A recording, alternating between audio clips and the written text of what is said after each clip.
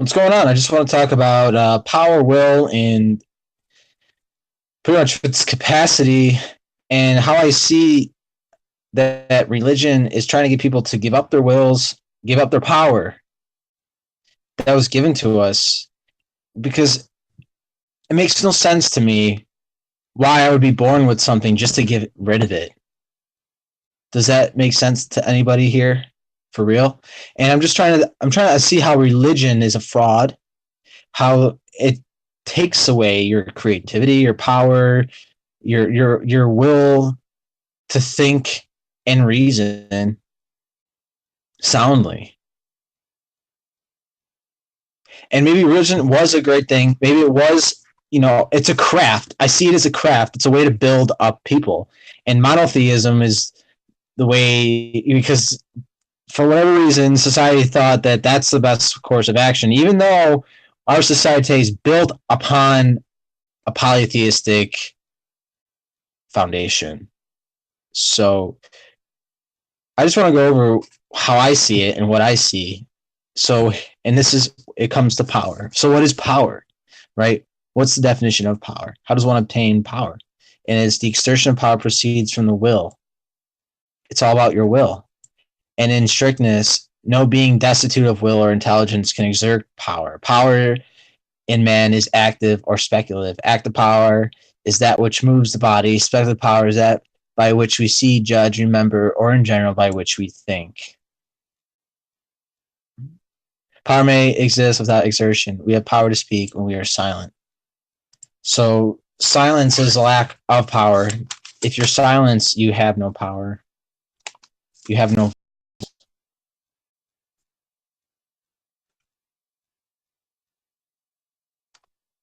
Force, strength, energy as the power of the mind, of the imagination, of the fancy. He has not powers of genius adequate for the work. So what on this earth, in this realm, is always asking us to relinquish our power, to say, fall in line with the will of others, of some other being that doesn't exist on our realm, on our plane. It exists in another area of expertise, another area that you can never fathom because you are too low, too base.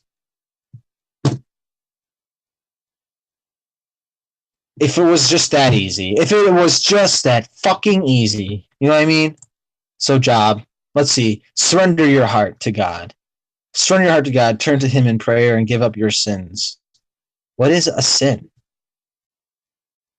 Who defines sin? Was it man or was it some god?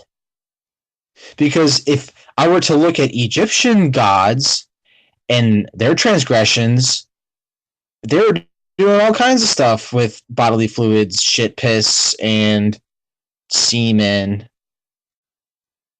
They relished in these test.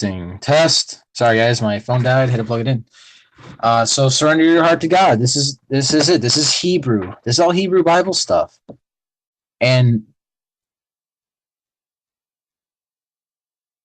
they all want to call El Shaddai their Lord, the Almighty, and they always code their gods into aspects of strength. But then you find out their shit is just atheistic, and people hated the Hebrews back then because they all thought they were just atheist fucking retards. So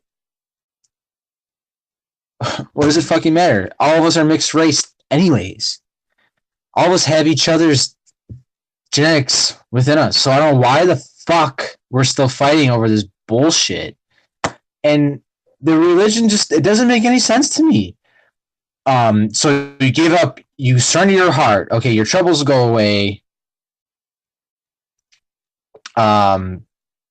You'll sleep without fear and be greatly respected. But those who are evil, those who don't follow El Shaddai and the Hebrew Messiah and all this stuff, and Emmanuel, they will go blind and lose their way, and their only escape is death. Well, I thought the whole goal of this religious crusade was to end death, and that Jesus Christ holds the keys to death and hell. So, but that doesn't make sense because you go to Egyptian stuff, and Osiris had already obtained all this, like way before the Bible was even written. So, who's fucking taking from who? Who's cheating? Who's plagiarizing? Because honestly, I know the plagiarists. I know they're Hebrews or whatever the fuck they are today that are considered, I'd say, the J's, the J haplogroups. And I don't want to just point my fingers at someone because anyone's capable of being a piece of fucking shit. Anybody's capable of iniquity. Everyone is. And I feel like religion is the biggest iniquity setter, the biggest will grabber, the biggest power grab, the biggest control freak is the Bible. It is this written word who people suppose God is inspired in this book. And to be quite honest, it's more of a book of folly in the Old Testament than anything else. It's all about what not to do and how not to do it and how to not piss off God. So why would I turn to them and feel some godly sensations because I'm reading their books?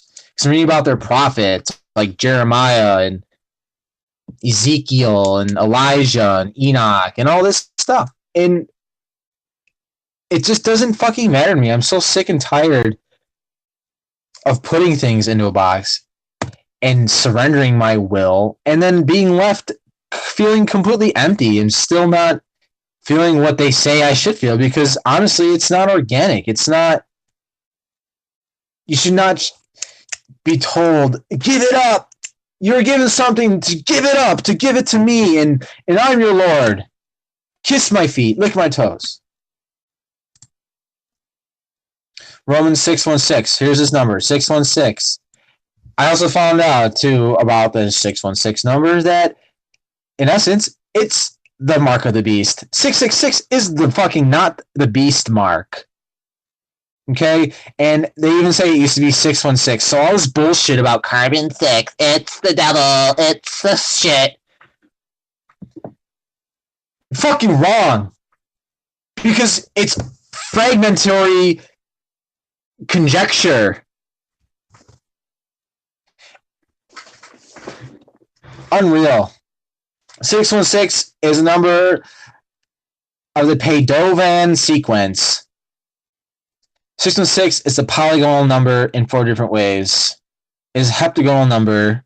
Like, this doesn't mean anything to me. I don't really give a fuck. 666 is generally believed to have been the original number of the beast in the Book of Revelations in the Christian Bible. In 2005, however, a fragment of Papyrus 115 was revealed, containing the earliest known version of that part of the Book of Revelation discussing the number of the beast. It gave the number as 616. 616! Do you not know that when you offer yourselves to someone as obedient slaves, you are slaves of the one you obey, whether you are slaves to sin, which leads to death, or to obedience, which leads to righteousness? What about leftistness? What about centristness? Why is it righteousness? Why do we call these words what they are? People are afraid of my questions. I've come to realize this. They can't handle my questions. And that's basic philosophy. Ask questions. Always ask questions. Because if things don't make sense to me, it's not me. Confusion is the work of the devil. Well, what's making me confused? Is it these contradictions? Oh, death will save the sinner. But then you realize that the wages of sin is death. But then you find out sin is just a word for iniquity. So what's iniquity? It's wickedness. What's wickedness? What society says.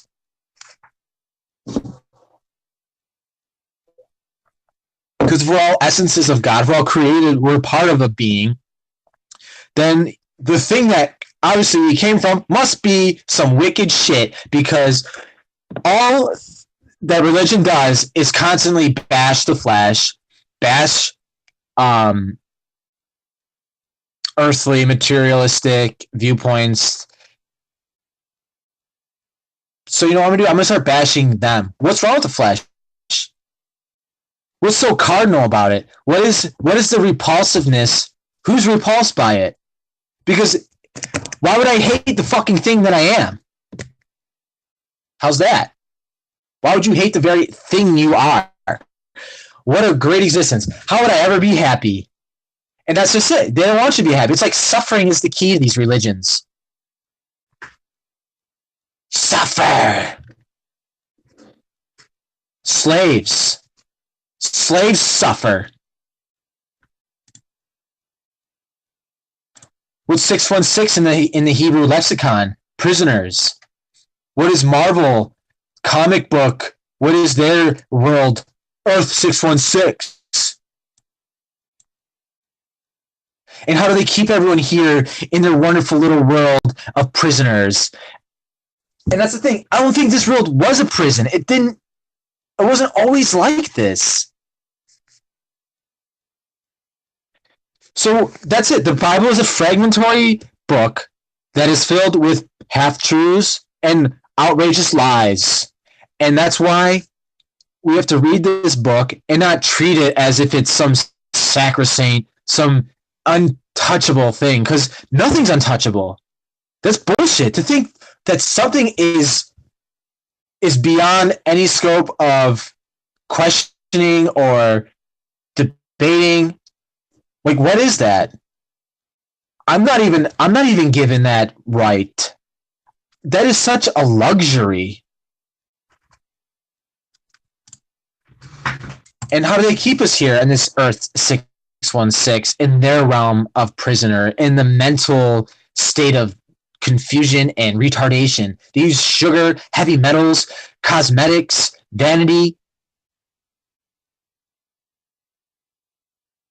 And all this shit is man-made. All this crazy shit is man-made. So what is true godliness? It goes back to power. It goes back to you. It goes back to having a will, aligned will.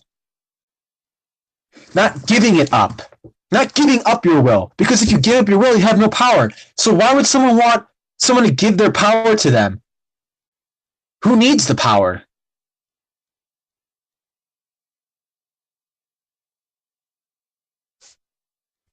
I'm done. It's time to gather my own power. Time to gather my own intellect, my own ability, my own imagination. I'm so sick of listening to other people. I'm so sick of listening to the ancient stories. I'm so sick and tired of trying to look for something that I already have, which is my own will, which is my own strength. That's what I have. I've been given this. And to just give it away, I think that is, in essence, the abomination of desolation. Goodbye.